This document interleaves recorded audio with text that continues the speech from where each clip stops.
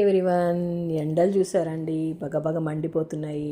ఈ ఎండల్లోనూ ఈ వాటర్ తాగారంటే మీకు చాలా చల్లగా ఉంటుందండి. ఏమి లేదండి, ఇది సబ్జా గింజల వాటర్.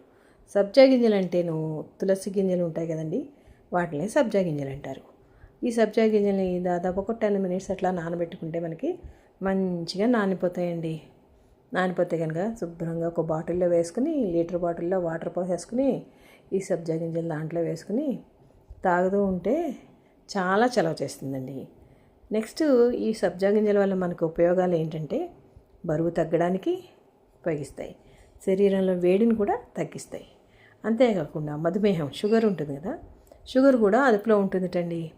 అంతేకాకుండా మన చర్మం, జుట్టు కూడా సంరక్షణ ఉంటుందిటండి ఈ సబ్జా గింజల్లో. ఇన్ని బెనిఫిట్లు ఉన్నాయండి. డైలీ కూడా తాగండి, మంచిగా అవ్వండి, చలవ చేస్తుందండి. చక్కగాను కాఫీ టీలు మానేయండి, సబ్జా గింజలు వేసుకు తాగేయండి వాటర్లోను. అంతే కదండి, జ్యూసులు ఉంటాయి కదా, మనం మ్యాంగో జ్యూస్ చేసుకున్నా, వాటర్ మిలన్ జ్యూస్ చేసుకున్నా సరే ఈ సబ్జా గింజలు అయితే మంచిగా నానబెట్టేసుకుని వాటిలో వేసుకున్నా కూడా భలే ఉంటాయండి. మా పిల్లలు కూడా బాగా ఇష్టంగా తాగుతారండి ఈ సబ్జా గింజలు.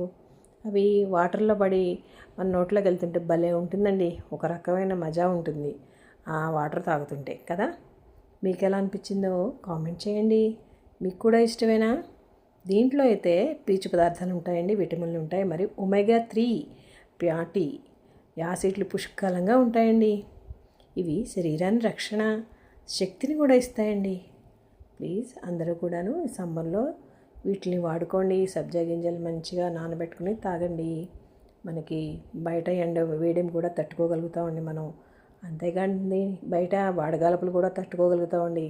బయటికి వెళ్ళినప్పుడు బాటిల్లో పోసుకు పట్టుకెళ్ళిపోండి, మంచిగా తాగుతూ ఉండండి.